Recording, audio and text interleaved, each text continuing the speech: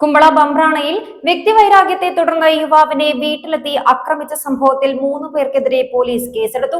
ബംബ്രാണ സ്വദേശികളായ വിനീഷ്, സന്ദീപ്, സുധീഷ് എന്നിവർക്കെതിരെയാണ് കുമ്പള പോലീസ് കേസെടുത്തത്.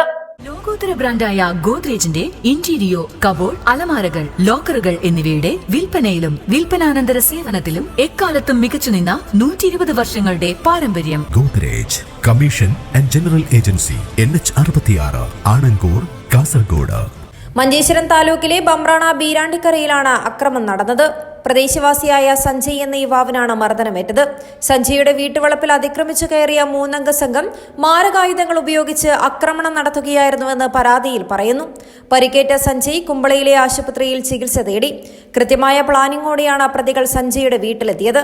2 പേർ ചേർന്ന് സഞ്ജയെ തടഞ്ഞു നിർത്തുകയും മറ്റൊരാൾ മരവടി ഉപയോഗിച്ച് തലയ്ക്കടിക്കുകയുമായിരുന്നു. കൈകൾ കൊണ്ടും ക്രൂരമായി മർദ്ദിച്ചതായി യുവാവ് മൊഴി നൽകിയിട്ടുണ്ട്. വ്യക്തിവൈരാഗ്യമാണ് ആക്രമണത്തിന് പിന്നിലെന്ന് പോലീസ് സ്ഥിരീകരിച്ചു. 1-ാം പ്രതിയായ വിനീഷിന്റെ ഭാര്യയെക്കുറിച്ച് മോശമായ രീതിയിൽ പ്രചരണം നടത്തിയെന്ന് ആരോപിച്ചായിരുന്നു മർദ്ദനം. ഇത് സംബന്ധിച്ച തർക്കം പിന്നീട് അക്രമത്തിൽ കലാശിക്കുകയായിരുന്നു. സംഭവത്തിൽ കേസ് രജിസ്റ്റർ ചെയ്ത കുമ്പള പോലീസ് പ്രതികളെ അറസ്റ്റ് ചെയ്ത് കൂടുതൽ അന്വേഷണം നടത്തി വരികയാണ്. News 14 live, Kasaragod.